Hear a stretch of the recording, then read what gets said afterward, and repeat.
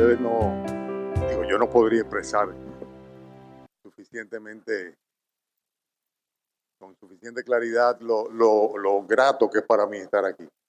No me siento extraño realmente. Hay algunos rostros de ustedes que no los reconozco, pero hay muchísimos que sí. Y lo que espero es, adiós Argentina, y lo que espero es que, adiós hermano, que no se me vayan, adiós hermano, que no se me vayan de aquí sin darme mi beso, ¿eh?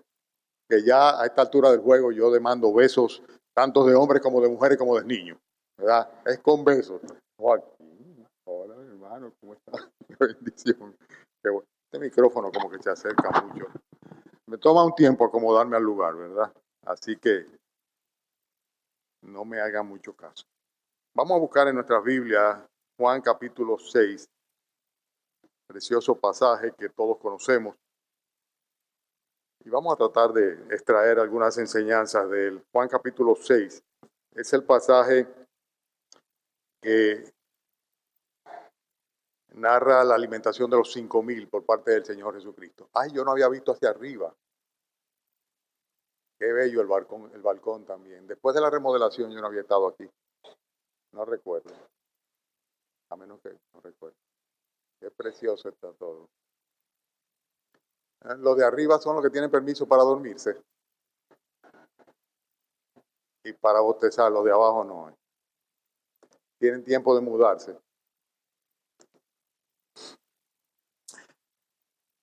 Aparte de la resurrección de nuestro Señor Jesucristo, este es el único pasaje que aparece en los 4 evangelios. Esto lo hace muy significativo. El Espíritu Santo quiso reiteradamente que tuviésemos este relato a fin de que pudiésemos realmente ser edificados los creyentes a través de los siglos por él. Voy a leer y entonces inmediatamente voy a proceder a exponerle una serie de moralejas que se desprenden de este pasaje. Ustedes saben que una moraleja es una lección que se aprende como consecuencia del relato de una historia o de un acontecimiento. O sea, es una especie como de aplicación práctica, que es lo que siempre tratamos de hacer cuando estudiamos la palabra de Dios, buscar aplicaciones prácticas para nosotros. Y esto es precisamente lo que vamos a tratar de identificar. Va a ser más bien una especie de trabajo en conjunto lo que vamos a hacer. O sea que yo voy a estar cuestionándole a todos ustedes. De esta manera me aseguro de que no se me duerman. Y por otro lado, pues vamos descubriendo conjuntamente estas moralejas que se desprenden de este pasaje. Adiós, Yaro. Yo no te había visto. A tu esposa sí, pero a ti no. Entonces leemos y a partir de ese momento sí yo me pongo muy serio, muy formal. Juan capítulo 6. Después de esto, Jesús fue al otro lado del mar de Galilea, del de Tiberías, y le seguía gran multitud porque veían las señales que hacía en los enfermos.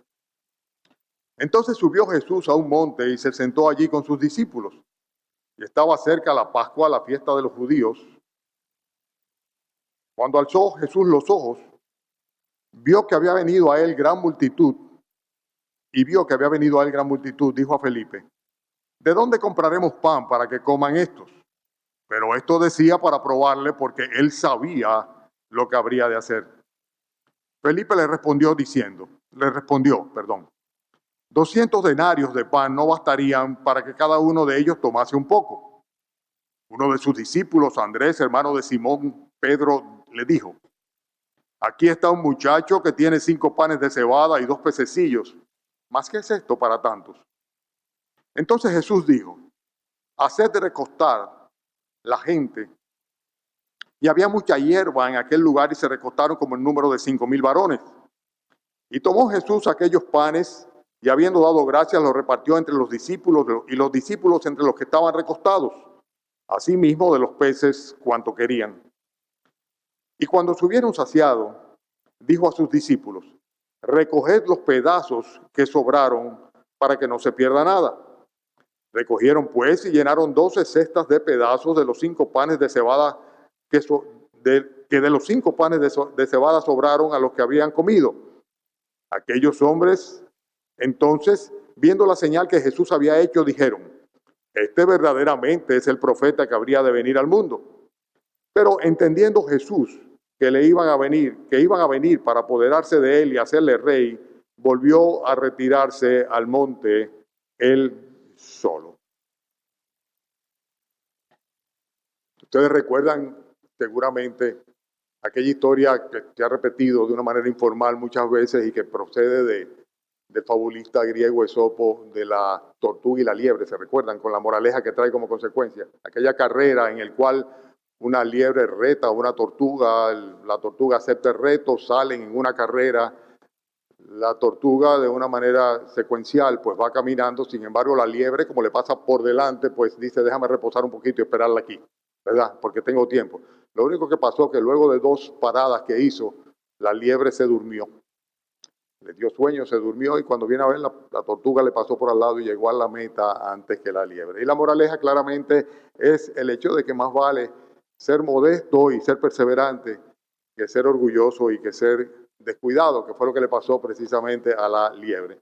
Lo traigo esto a colación para de esta manera introducir cuál es el propósito que tengo esta mañana cuando voy a hacer una serie de comentarios que tienen que ver con el pasaje que acabamos de leer. La primera moraleja se extrae del versículo 2. Por favor, síganme y traten de identificarla antes de que yo la diga. Cuando dice acá el versículo 2 que le seguía al Señor una gran multitud porque veían las señales que hacía en los enfermos. ¿Y cuál es la primera moraleja? Evidentemente el hecho de que todo lo que es espectacular atrae. Todo lo que es espectacular atrae. Por eso estaban siguiendo al Señor Jesucristo. Estaban viendo las señales que Él estaba haciendo y consecuentemente, bueno, había que ir allá porque había que ver qué era lo que traía esta persona que era capaz de realizar estos prodigios, estos milagros. Y realmente, en este caso nosotros sabemos, porque hemos leído el pasaje completo, que no se trata de manifestaciones de fe. O sea, no se trata de que no eran creyentes absolutamente, sino personas que estaban interesadas en ver qué era lo que estaba sucediendo. Bien, el Señor Jesucristo advierte de una manera muy clara en Mateo capítulo 24, los versículos que van del 23 en adelante, cuando dice, si alguno os dijere, mirad, aquí está el Cristo, o mirad, allí está, no le creáis. Y dice, ¿por qué? Dice, porque se levantarán falsos cristos, falsos profetas y harán grandes señales y prodigios de tal manera que engañarían, si fuese posible, aún a los escogidos. Y esto lo dice como una especie de advertencia sobre lo que habría de suceder en los tiempos que nosotros estamos viviendo hoy día. Y es algo que es evidente, ¿no? O sea, la gente cuando saben que hay un lugar que se presentan cosas que están fuera, que se salen de lo común, o cuando hay alguna persona que por algún motivo ha sido prestigiada, ¿no? Pues sencillamente la gente acude para ver lo que va a suceder o lo que esta persona, este personaje es capaz de realizar. Y en este sentido, es una pena cuando las iglesias se convierten en lugares de espectáculos y donde la gente viene precisamente para ver cómo pasa un tiempo agradable, ¿verdad? O cómo puede recibir algún tipo de beneficio de esta actividad que le es atrayente o atractiva. Lo espectacular siempre atrae. En este caso, en el Señor Jesucristo, Él estaba haciendo muchas señales, muchos prodigios. Y el hecho de que Él estuviera haciendo milagros necesariamente iba a hacer que una gran multitud fuera atrás de Él. Fenómeno que vemos nosotros que se sucede con mucha frecuencia. Guardémonos nosotros cuando venimos a la iglesia de venir en la actitud correcta. En la actitud más bien de darnos al Señor y de darnos a la comunión de los creyentes. O sea, venir también para recibir del Señor y recibir también de la comunión con los hermanos. Pero de ninguna manera debemos venir en función de lo atrayente o no atrayente, espectacular o no, agradable o desagradable que nos luzca una determinada actividad que se realiza en la iglesia de nuestro Señor Jesucristo. La primera moraleja, sin lugar a duda, es esta. Siempre que hay algo espectacular, había señales, había prodigios, pues la gente estaba ya en gran multitud. Pero eso no implica de que se tratasen de creyentes, y de hecho no lo eran. Tanto así que posteriormente vamos a ver cómo el Señor Jesucristo les dice eso mismo. O sea, unas cuantos versículos más adelante vamos a ver que el Señor les dice que cuando estuvieron con Él en esa ocasión lo hicieron por causa de los panes, de la multitud. La multitud estuvo con Él porque estaban buscando un beneficio y tratar de esa manera de saciar una necesidad. La segunda moraleja está en el versículo 5 y versículo 6. A ver si me ayudan a identificarlo y ustedes coinciden conmigo. En el versículo 5 dice que cuando Jesús alzó los ojos y vio que había venido a él gran multitud, le dijo a Felipe, ¿de dónde compraremos pan para que coman estos? Pero esto decía, que dice, para probarle, porque él sabía lo que habría de hacer. La moraleja es clara, ¿verdad? Nosotros podemos ver por estos versículos que el Señor ciertamente suele probar a sus discípulos. Dice aquí el texto de una manera muy clara que el Señor hacía esto para probarles a ellos. Y recordamos que ciertamente es así. En el caso de Abraham, por ejemplo, ustedes recuerdan cómo Abraham fue puesto a prueba. La Biblia dice en Hebreos capítulo 10, refiriéndose a Abraham, que por la fe Abraham, cuando fue probado, ofreció a Isaac, y el que había recibido las promesas ofrecía a su primogénito. O sea, que si realmente una persona es un discípulo de nuestro Señor Jesucristo, que es realmente una persona que sigue a Cristo de todo corazón, en un momento u otro el Señor va a probar su fe. Los verdaderos discípulos son sometidos a prueba por parte del Señor. Primera de Pedro lo dice de una manera muy clara en el capítulo 1, versículo 7, cuando dice, para que sometida a prueba vuestra fe, la cual, mucho más preciosa que el oro, mucho más preciosa que el oro, el cual, aunque perecedero, se prueba con fuego, dice, para que sea hallada en alabanza, gloria y honra cuando sea manifestado Jesucristo. O sea, nuestra fe es probada por el Señor con el propósito, ¿verdad?, de que sea hallada en alabanza, gloria y honra cuando sea manifestado Jesucristo. En otras palabras, Dios prueba la fe de los verdaderos discípulos y con esto lo que hace es fortalecerles en la fe. Es interesante que los versículos que acabamos de leer, el 5 y el 6, específicamente el 6, dice que el Señor sabía lo que iba a hacer y que estaba simplemente diciéndole esto a Felipe para probarlo. La moraleja es muy clara. ¿Por qué lo hizo el Señor? Sencillamente porque Él suele hacerlo. Cada uno de nosotros ha experimentado diferentes pruebas en diferentes épocas, diferentes etapas y circunstancias. Y si hay una cosa de la cual podemos estar confiados y seguros, es que es una manifestación de que ciertamente estamos en el camino del Señor, que somos discípulos de Él, que andamos tras Él. Y si la prueba viene del Señor, necesariamente es a fin de que nosotros seamos fortalecidos en nuestra fe, confirmados en nuestra fe. Y con esto el Señor no solamente se glorifica, sino que también nosotros vamos a glorificarle a Él a través de estas pruebas. Estamos hablando de moralejas en esta mañana. Ya van dos, ¿verdad? ¿Cuál es la primera? Que lo espectacular siempre atrae. Tenemos que tener cuidado de no ir detrás de lo espectacular, no dejarnos seducir por aquellos cantos de sirena, por aquellas cosas maravillosas, por aquellos que parecen portentos, milagros, aquellas cosas que llaman la atención al incrédulo y que esto no implica necesariamente que por ir o participar o hacerse copartícipes sean creyentes. Y que nosotros, muy por el contrario, debemos venir con una actitud a la iglesia, no de la de aquellos que vienen a ver un espectáculo, sino de aquellos que venimos a darnos y a recibir también de parte del Señor lo que tiene para nosotros.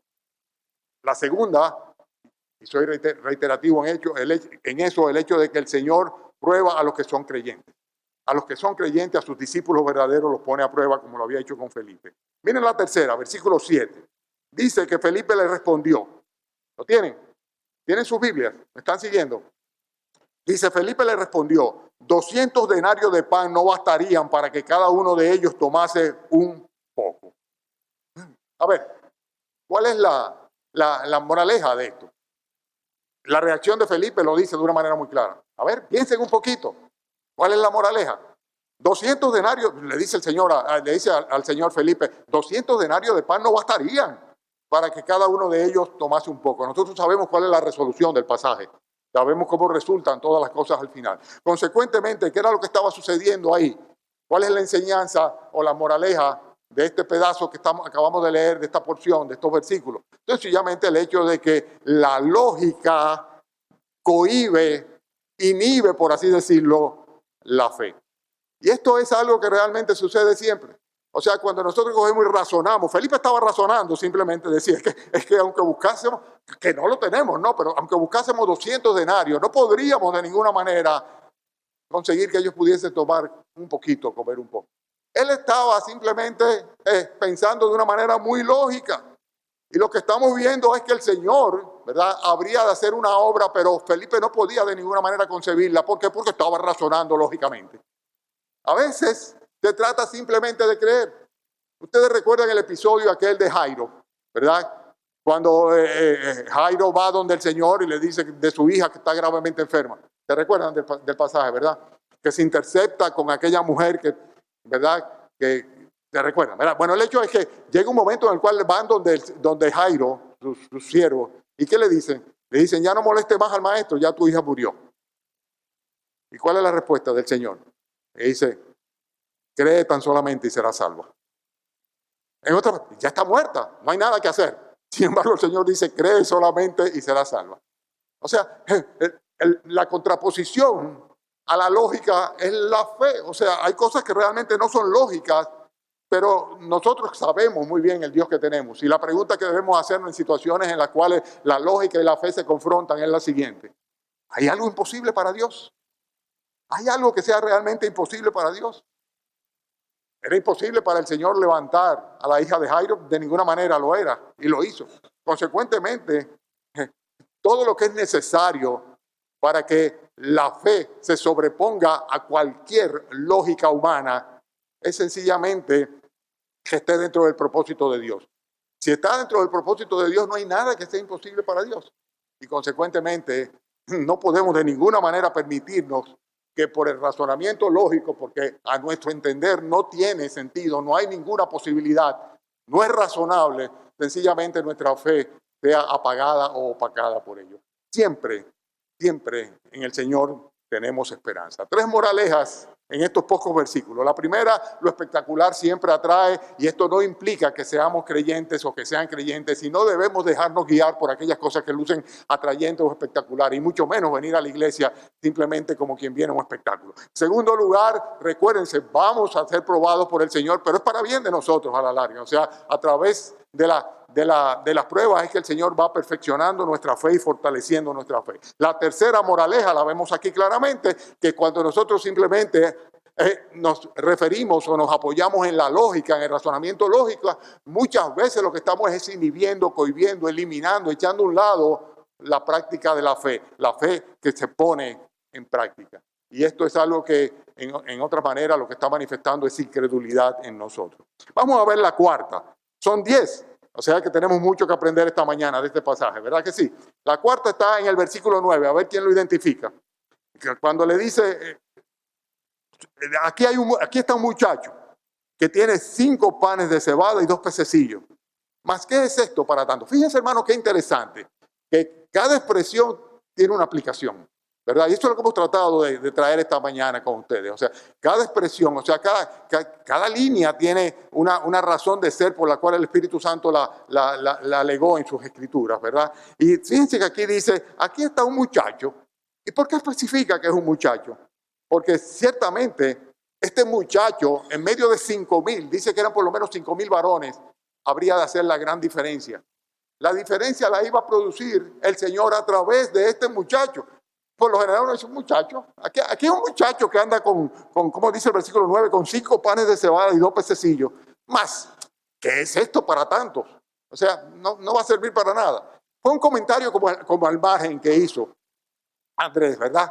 Pero sencillamente él estaba dando por sentado el hecho de que no había nada que hacer y que sencillamente era un muchachito que andaba ahí con 2 o 3 panes, ¿verdad? Y con unos cuantos pescados. Y yo creo que la moraleja también es muy clara. El hecho de que a pesar de que había 5,000 varones y de seguro que había muchos adultos entre ellos, en este caso un simple muchacho en medio de 5,000 fue lo que hizo la gran diferencia. Era precisamente con lo que tenía ese muchacho que el Señor iba a hacer el gran milagro. Y la moraleja es clara, la edad no cuenta cuando se trata de servir a Dios. Muchos tienden a decir, yo no puedo, eso es para las personas que están ya preparadas, las personas que son adultas, yo tengo que... y yo quiero decirte, hermano, si tú eres joven, ¿verdad? A un niño, dice, no te subestimes porque no se trata de ti, se trata del Señor. Se trata realmente de estar disponible para el Señor. Y entonces Dios se ocupa de emplearte para sus propósitos. Cuando llegamos a la iglesia, que prácticamente ni siquiera era iglesia, eran estudios bíblicos en la casa del hermano Pablo en el 1980 aproximadamente, por ahí, ¿verdad? Pues lo que había era una serie de muchachitos ahí, entre ellos el pastor de ustedes, ¿verdad? Era una serie de muchachitos y llegamos ya hombres y familias con hijos, ya creo que teníamos 3 hijos para entonces nosotros ya, ¿verdad? O sea que uno hubiera subestimado completamente este muchacherío que está ahí. Sin embargo, miren cómo el Señor se plugo en bendecir a este muchacherío, ¿verdad? Y doy gracias al Señor por los pastores de esta iglesia, a los cuales yo siento como que son mis sobrinos, porque es que son mis sobrinos, de verdad que sí, ¿verdad? A veces Yadín viene muy seriamente a darme la mano y yo, mira, caramba, dame un beso aquí, caramba, ¿qué es eso de estarme dando la mano a mí? Y siempre se lo recuerdo porque me lo vuelve y me lo hace la próxima vez que se cruza conmigo. Siempre se está equivocando. Dame un beso aquí, el beso aquí. No te menosprecies por el hecho de que tú seas un simple muchacho que lo que tiene ahí son unos cuantos pescados y unos panes. O sea, no se trata de ti. Dedícate al Señor, entrégaselo al Señor, ponlo en la mano del Señor, porque esa es la próxima moraleja, en el versículo 9. Cuando dice, aquí está un muchacho que tiene 5 panes de cebada y 2 pececillos.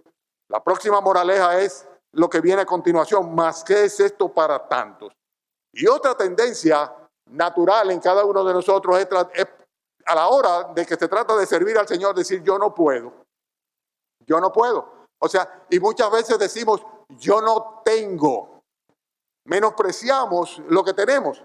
Y este es el caso de lo que estaba pensando Andrés en cuanto a que lo que tenía el muchacho, aparte de que era un muchacho, no era suficiente porque sencillamente era una población muy grande la que pretendían alimentar. Y quiero decirte, hermano y hermana mía, ¿verdad? Que trátese de talentos o trátese de recursos o trate de tu tiempo o simplemente de tu trabajo, de tu esfuerzo. No es tan importante el hecho de si tú tienes mucho o poco para dar, sino lo importante es lo que Dios quiera hacer con aquello poco o mucho que tú le pongas en sus manos. Y de eso es que se trata. Dios no forza a nadie. No te va a forzar de ninguna manera. Pero lo mucho o lo poco que tú tienes, debes ponerlo necesariamente en la mano del Señor. Dale al Señor lo que tú tienes y ten mucho cuidado de no menospreciarte, porque a veces cuando nos menospreciamos a nosotros mismos, menospreciamos nuestras capacidades, lo que estamos subestimando al Señor. Porque en este caso no se trataba en absoluto de si fuera mucho o poco lo que tenía aquel muchachito que estaba vendiendo, ¿verdad? Que tenía unos cuantos panes y unos cuantos peces. Se trataba del poder de Dios que habría de manifestarse, ¿verdad? A fin de que esto se multiplicase en una manera tal de que una multitud enorme pudiera ser alimentada. En otras palabras, no debemos nunca menospreciar lo que podemos dar. Este joven dio lo que tenía, estaba cargando con esto y sencillamente pues lo ofreció, lo puso en las manos del Señor y el Señor es que va a hacer el milagro. El énfasis no está en si eran 5 panes o si eran unos cuantos pececillos, lo que sea. El énfasis está en que lo puso a la disposición del Señor. El Señor pudo haber hecho salir de la nada estos panes y estos pececillos, pero utilizó precisamente los 5 panes y los unos cuantos pececillos que tenía el joven. Amén. Amén. Y así, lógicamente, si tú dispones en tu corazón ofrecer al Señor lo que tú tienes, y bueno, repito, no estoy hablando necesariamente de dinero, ¿verdad? Estoy hablando de tiempo. Mucha gente dice, yo no tengo tiempo. Sí, tú sí tienes tiempo. Tal vez no tienes tanto tiempo como tú quisieras, pero tienes tiempo. Dedícale ese tiempo al Señor para que Él lo multiplique para beneficio de su gloria y de otras personas. Tal vez se trata de talento. Dice, yo lo único que sé hacer es tal cosa. Bueno, pues amén, pon ese tal cosa en las manos del Señor, ¿verdad? Porque este joven sencillamente se dio sus panes y sus peces. Y el Señor fue el que se ocupó de hacer el resto. Cuando, vuelvo y repito eso, muchas veces nosotros lo que hacemos es subestimar a Dios cuando nos subestimamos a nosotros mismos. Evidentemente, ya ustedes saben cuál es el título del mensaje de hoy, que Orlando quería que yo se lo dijera desde ayer. Moralejas. Moralejas. Moralejas. Son simples moralejas. Llámenle aplicaciones si ustedes quieren. Aplicaciones. Tomar la palabra de Dios, extraerle la enseñanza, porque no hay una sola expresión, una sola palabra que sobre. Dentro de un pasaje que todos hubiéramos dicho, no, ese yo me lo sé de memoria. Y yo digo, yo voy a predicar sobre Juan capítulo 5, versículo, la mayoría de la gente dice, ah, caramba, otra vez. Otra vez. Pero hay tanto que aprender de la palabra del Señor. Hay tanto que aprender y nunca acabamos de hacerlo. Y si la aprovechamos bien y la aplicamos en nuestras vidas, ciertamente vamos a andar en el camino correcto. Estamos por el cual, por la quinta, por la sexta, ¿verdad? Ok, el sexto, la sexta moraleja, versículo 10. ¿Ya lo tienen? Versículo 10. Allá arriba no tienen Biblia o sí tienen Biblia. ¿Tienen Biblia allá arriba? Amén, qué bueno. Versículo 10, amén, qué bueno. Bien, entonces el versículo 10 dice que entonces Jesús dijo, haced recostar la gente. Y había mucha hierba en aquel lugar. Y se recostaron como en número de 5,000 personas. Y ahora, ¿qué será lo que yo voy a sacar acá? Bueno, yo creo que aquí está también muy claro. Dice Marcos, capítulo 6, versículos 39 y 40 del mismo pasaje. Dice, y les mandó que hiciesen recostar a todos por grupos sobre la hierba verde. Y se recostaron por grupos de 100 en 100 y de 50 en 50. El orden es importante. Esa es la moraleja. El orden es importante. O sea, ¿por qué el Señor le dice, bueno, organícenlos, colóquenlos por grupos, hagan grupos antes de hacer la repartición de los panes y los peces? Bueno, yo creo que es muy claro, ¿verdad? Y es una máxima que nosotros tendemos a preservar y reiterar una vez y otra vez. Donde falta el orden, Dios no está presente. Donde falta el orden, falta Dios definitivamente. La Escritura lo dice claramente cuando dice, hágase todo decentemente y con orden. Consecuentemente, debemos tener vidas ordenadas, ¿verdad? No podemos andar desordenadamente de ninguna manera y debemos hacer las cosas realmente de una forma ordenada. Sobre todo lo que tiene que ver con nuestra devoción a Dios, nuestra adoración a Dios, nuestras plegarias al Señor. Saben que una de las debilidades de los creyentes más frecuentes es el hecho de que son desordenados. O sea, no tienen una vida disciplinada y la disciplina es fundamental en todo. Si tú quieres realmente aprovechar los devocionales de la palabra de Dios, tienes que fijar una hora para hacerlo y un lugar específico. Si no, realmente no va a hacerlo. Si es aleatoriamente donde te caiga según el día y lo que tú tengas que hacer, pues seguramente el diablo se va a ocupar de que tú no tengas tiempo, no hagas las cosas en su momento y no las hagas en el debido orden. Hay personas que leen la Biblia simplemente abriendo lo que le caiga. Eso no es leer la Biblia en orden, ¿verdad?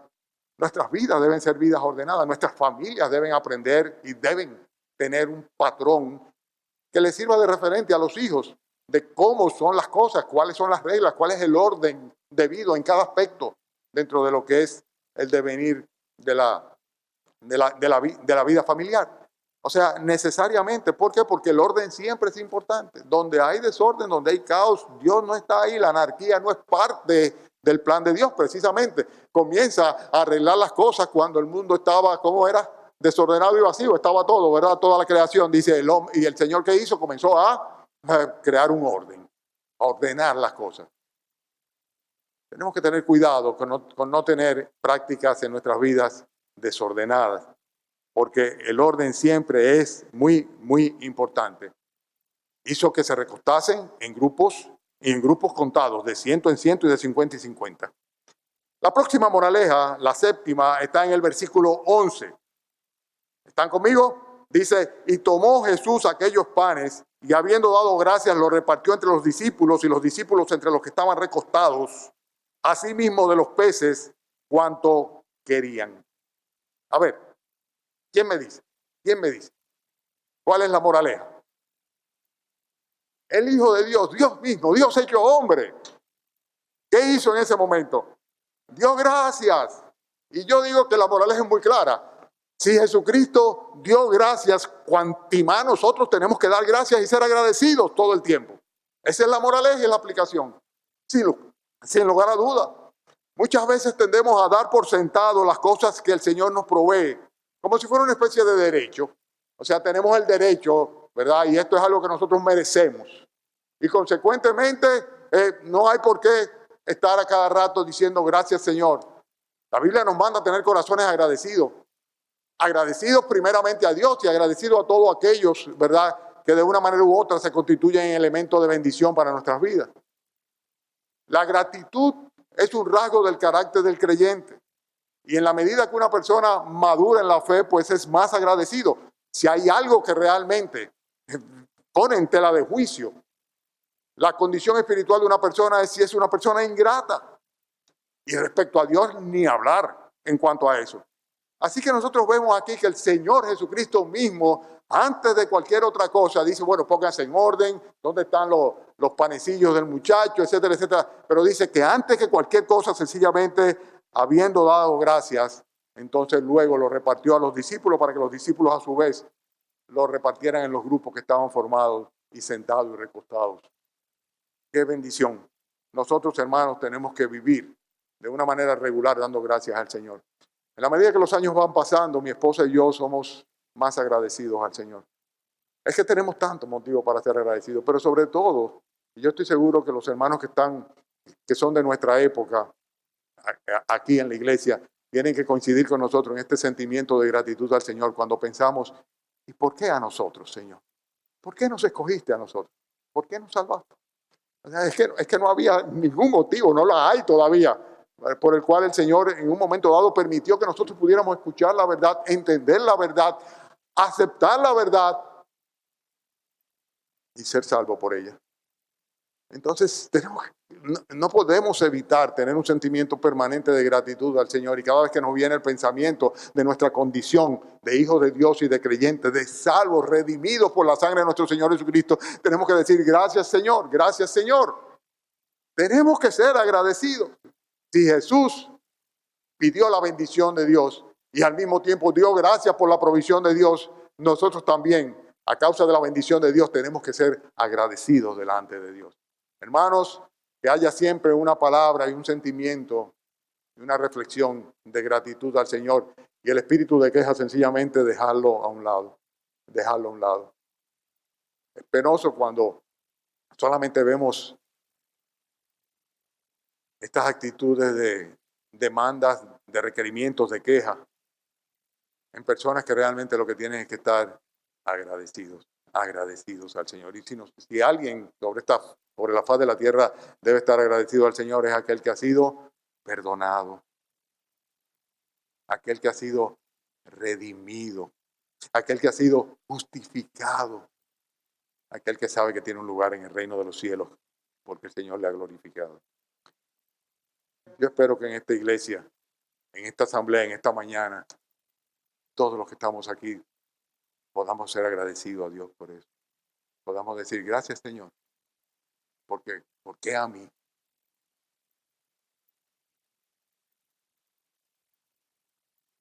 Estamos en Moralejas. Seguimos. El pasaje no se ha acabado. Ahora viene la número 8, versículo 12. ¿Lo tienen? Y cuando se hubieran saciado, dijo a sus discípulos, recoged los pedazos que sobraron para que no se pierda nada. A ver, ¿cuál es la moraleja? O sea, ¿por qué el Señor se preocupó de que recogieran los pedazos que habían sobrado para que no se pierda nada? O sea, no hay sinsentido en el Señor. O sea, no hay sinsentido. O sea, si Él lo dijo, por algo es. Entonces, ¿cuál es mi reto? Mi reto como creyente, como lector de la Sagrada Escritura, como estudiante de la Sagrada Escritura, es ver qué tiene que ver conmigo. ¿Cuál es el reto? Es muy claro. ¿Cuál es la moraleja? Es muy clara. A mis ojos es muy clara. A ver, ¿cuál es el hecho? De que Dios había provisto para una multitud. ¿Y qué? ¿Qué crees? Sí, pero ¿por qué dice aquí recoger los pedazos que sobraron para que no se pierda nada? Sencillamente, ¿por qué? Porque la procedencia de todo esto había sido ¿cuál? El milagro que el Señor Jesucristo había venido del Señor. Y en este sentido yo creo que la aplicación es muy clara. No estoy especulando ni estoy tratando de espiritualizar las Escrituras. Sencillamente el Señor dijo aquí, recojan lo que sobró para que no se pierda nada. ¿O no lo dice? Lo dice de una manera muy clara. Simplemente yo se los di y lo que Dios da no podemos de ninguna manera desperdiciarlo. Hay una aplicación clara aquí. Lo que Dios te ha dado a ti no lo desperdicies. Dios te ha dado vida. No sé cuántos años tienes ni cuántos te quedan de vida, pero Dios te la ha dado. Cada soplo, cada momento, cada respiro es un don de Dios, una gracia de Dios. No lo mereces, no te lo ganaste, simplemente Dios te lo dio. Dios te ha dado capacidades, te ha dado talentos, te ha dado dones espirituales. Y todo esto que Dios te da, ¿verdad? Es algo que tú tienes necesariamente que utilizarlo. No puedes simplemente cogerlo y echarlo en el zafacón. Y qué pena cuando los hermanos hacen eso. Personas que vemos claramente cómo el Señor ha tenido a bien darle capacidades, darle talento, darle dones, darle de todo. Y lo que hacen sencillamente es que lo desperdician. Como si fuera algo de sencillamente ellos tuvieran el derecho de despreciarlo, de botarlo. No permitas que suceda eso. Si Cristo está en tu corazón, si tus pecados han sido perdonados, si de verdad has sido redimido por la sangre de Cristo, si has sido justificado, si eres un creyente verdadero, si el Espíritu Santo ha obrado en ti, pues sencillamente cada parte de lo que es la manifestación del fruto del Espíritu Santo en tu vida, pues sencillamente debe ser no solamente resguardado, sino más que esto, debe ser reutilizado o multiplicado para la gloria de nuestro Señor. O sea, no puedes desperdiciar nada. ¿Cómo va a ser que tú pudiendo, sabiendo y habiendo sido dotado por el Señor para ministrar en un área o en otra, en algo tan simple tal vez como alentar a otro hermano, o en algo tan simple tal vez como visitar a un enfermo, o algo tan regular como sencillamente traer tu ofrenda, lo que fuera, ¿no? ¿Cómo es posible que tú no lo estés haciendo? Cuando toda buena dádiva y todo don perfecto sabemos que procede de lo alto, de Dios. Hay que ponerlo por obra.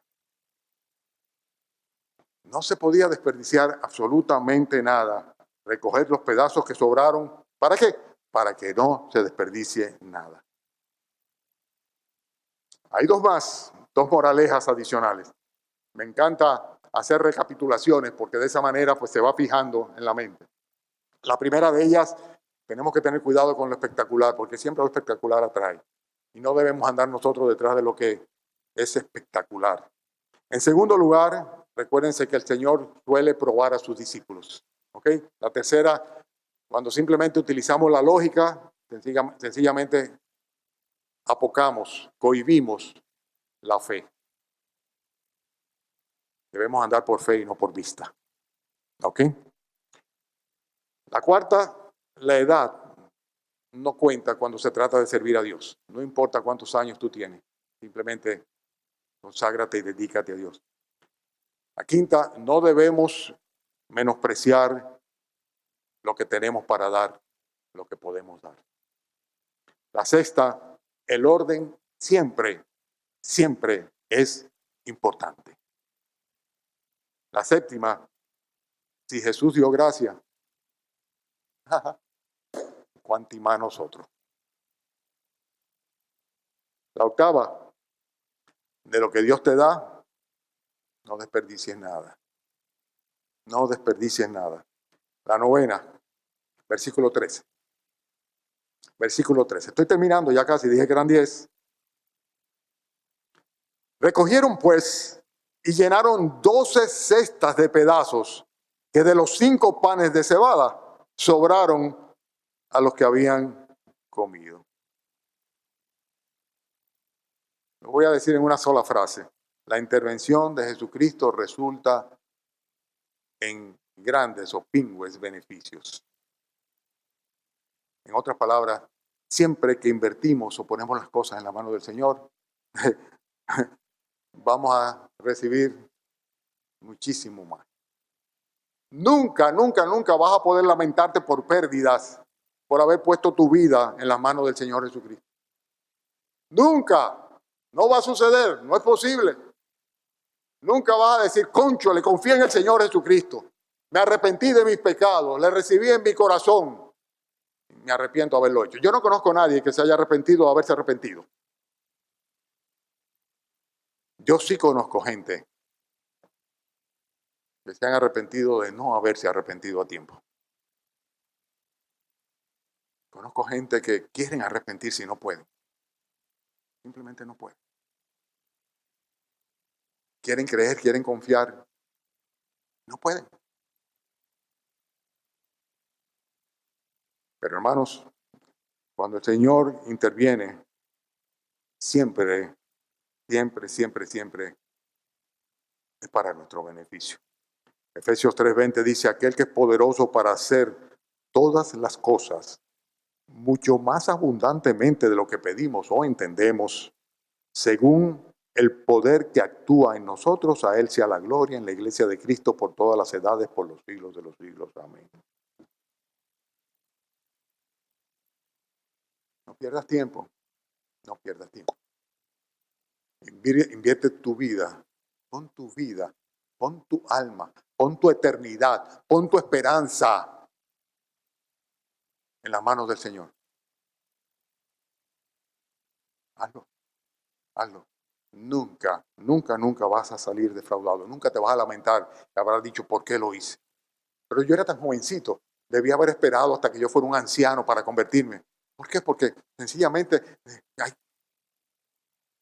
no gocé mi vida, no la disfruté. Debía haber vivido mi buena vida, ¿verdad? Y luego entonces habría tiempo. No funciona así. Lamentablemente Dios no puede ser burlado. No funciona así. No funciona así. Si Jesucristo interviene en nuestras vidas, necesariamente vamos a salir gozosamente beneficiados. Siempre tendremos pingües dividendos, muchos beneficios. El último de ellos, versículo 14, el número 10, la última moraleja del pasaje. ¿Ok? Versículo 14, ¿lo tienen? Aquellos hombres entonces, viendo la señal que Jesús había hecho, dijeron, este verdaderamente es el profeta que había de venir al mundo. Pero entendiendo Jesús que iban a venir para apoderarse de él y hacerle rey, volvió a retirarse al monte él solo. La moraleja es muy clara también. Muchas veces por buscar el reconocimiento humano nos desviamos del propósito divino. Y esto no debe pasar, porque el reconocimiento humano muchas veces hace que nosotros sencillamente desviemos, desvirtuemos la perspectiva, el propósito que tiene Dios para con nosotros, el plan de Dios en nosotros. Hermanos, es interesante. En este caso, como había repartido comida y había sobrado 12 cestas llenas, cada discípulo terminó con una cesta llena, donde solamente había unos cuantos panes y unos pececillos, había habido satisfacción para todo el que estaba presente y todavía sobraba para llevarse a casa. Dice, pues naturalmente estaban diciendo, este es el hombre, este es el que necesitamos nosotros. Este es el que nos conviene simplemente. Dice que querían, entendió el Señor Jesucristo, dice versículo 15, que venían para apoderarse de rey, de él. ¿Para qué? Dice, para hacerle rey. En otras palabras, ¿cómo es que dicen el que si yo quede aceptación en las encuestas, el margen de aceptación? ¿El qué? El nivel de aceptación estaba en 100 del Señor Jesucristo. Si la elección hubiera sido en ese momento, definitivamente salía rey. Definitivamente salía rey, ¿verdad? Y todas las encuestas lo evidenciaban así. Pero ¿qué resulta? Que el Señor Jesucristo tenía un propósito específico, tenía una perspectiva específica. El propósito divino era que Él muriese en una cruz, no que fuese rey. El rey era en su condición de Dios, pero no había venido a reinar. Él vendrá a reinar, pero no había venido a reinar, había venido a morir por ti y por mí. Consecuentemente, tenemos que tener muchísimo cuidado porque por buscar el reconocimiento humano, muchas veces nosotros podemos desviarnos del propósito divino. El temor al rechazo social o por el contrario, la búsqueda del aplauso de los demás.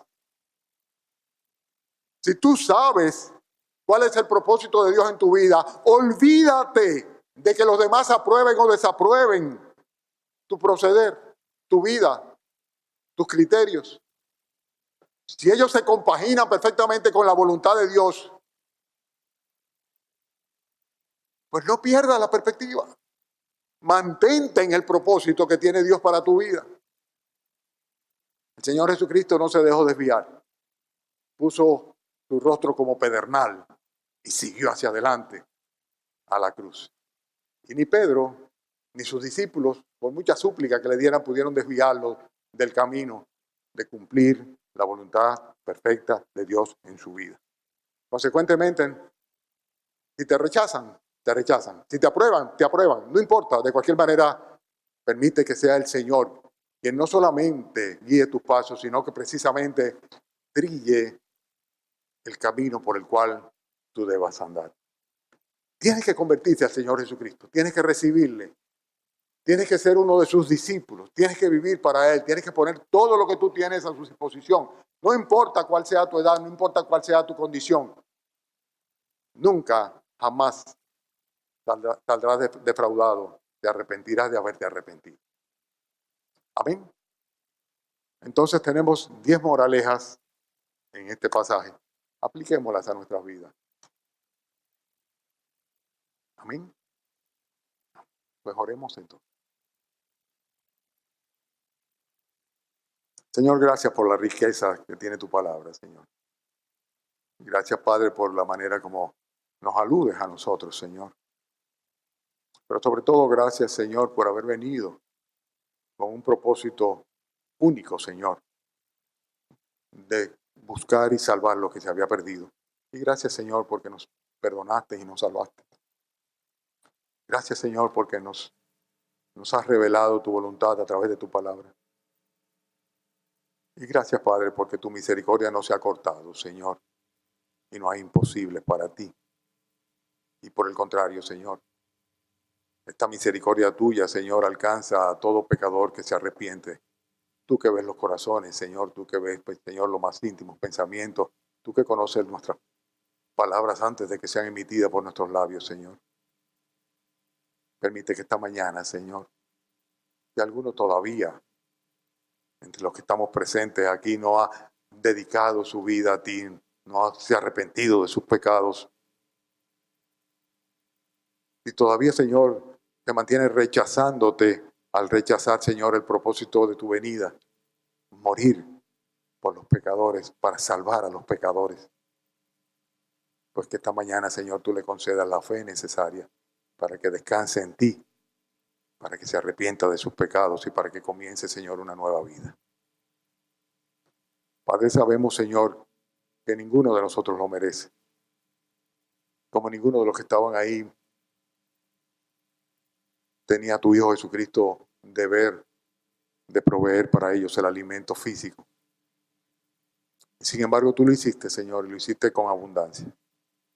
Permite que esta mañana, Señor, el alimento de tu palabra, Señor, fortalezca nuestra fe. Y concédenos, Señor, poder vivir de una manera tal delante de ti, Señor, que no importándonos, Señor, la aprobación de los hombres, busquemos siempre, Señor, el agrado tuyo. Gracias por la invitación de esta mañana de nuestros hermanos. Gracias por la comunión, por los rostros que he visto, algunos de cerca, otros de lejos, Señor. Gracias, Padre, porque somos tu iglesia, Señor, somos tus hijos, Padre. Oh, Señor, y esta mañana, Señor, quiero de una manera muy íntima, aunque sea, Señor, con un micrófono, decirte que gracias, Padre, por el Colegio Bautista Cristiano, gracias por la Iglesia Bautista Cristiana. Oh, Señor, con tanta ilusión y sin certeza, Señor, casi 40 años atrás, Señor, nos encomendábamos a tu gracia, Señor. Te pedíamos que nos dieras almas para predicarle el Evangelio, que forjara familias cristianas, Señor, que multiplicara frutos, que nos usara, Señor. Oh, gracias, Padre, porque esa multiplicación ha sido abundante, Señor, y te damos gracias por ello, Señor. Tú confirmas, Señor, nuestra fe con tu misericordia. Bendice cada uno de mis hermanos aquí, Señor. Bendice nuestra iglesia allá, Eddie Jesús que está predicando, Señor, ahora. Permite, Señor, que también allá, Señor, en Convertidos a Cristo, donde está José, Señor, y tantas otras iglesias hermanas donde tu palabra, Señor, está siendo predicada. Bendícenos a cada uno de los oyentes, Señor, y de los expositores también, Señor. Pero bendice a nuestra familia. Señor, mira a nuestros niños, nuestros hijos, Señor, salva a los padres. Completa, Señor, las familias que están incompletas.